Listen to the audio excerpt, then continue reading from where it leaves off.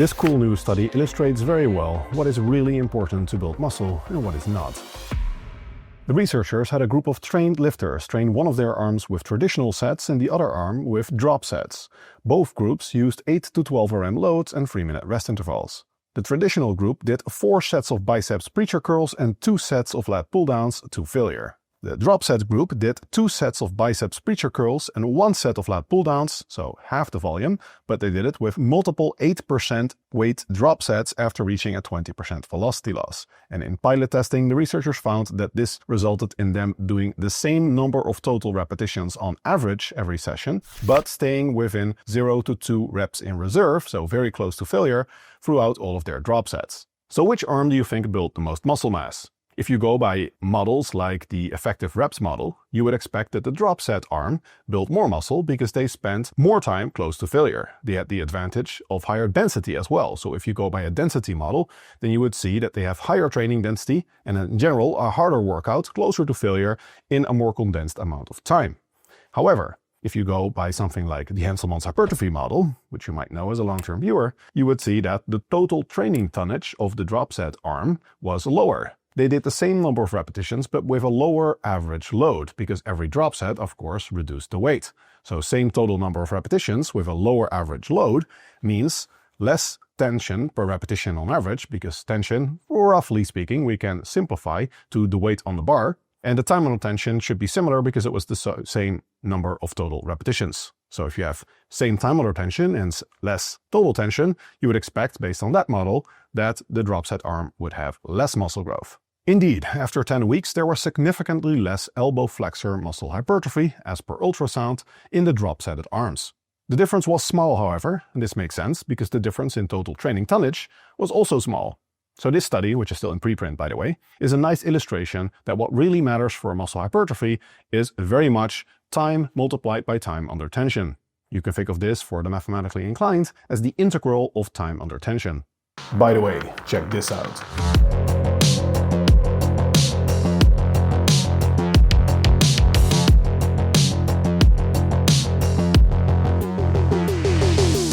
A serious course for serious coaches that want to take their physique to the next level. Click on the link in the description for more info. That muscle tension is really the only thing you have to be concerned about in terms of program design is also the conclusion of the second new study I have for you today. This was a scientific review, and the researchers concluded that the only truly established mechanism of muscle growth, the only thing that really drives your gains, is tension on the muscle. Mechanical tension, which is equal to the internal force output of the muscle. It's the contractions that are being produced, that are producing the force. That's what's driving muscle growth. And it doesn't matter whether the tension is active or passive, as long as there's tension on the muscle, that's what really drives muscle hypertrophy.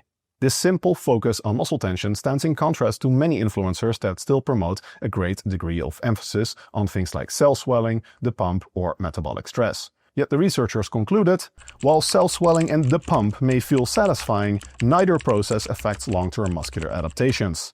There has honestly never been very strong scientific support for metabolic stress, and in large part it was just a rationalization of the pump.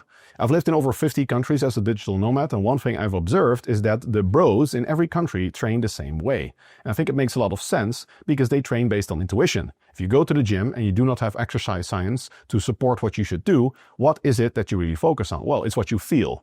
And what do you feel? You feel the pump, metabolic stress, you could call that or rationalize it as, and you feel muscle damage, or soreness at least. Soreness is not actually a great indicator of muscle damage. So what is it that you think matters? Well, no pain, no gain, right? So if you feel something in the muscle, that must be producing muscle growth, right? Wrong.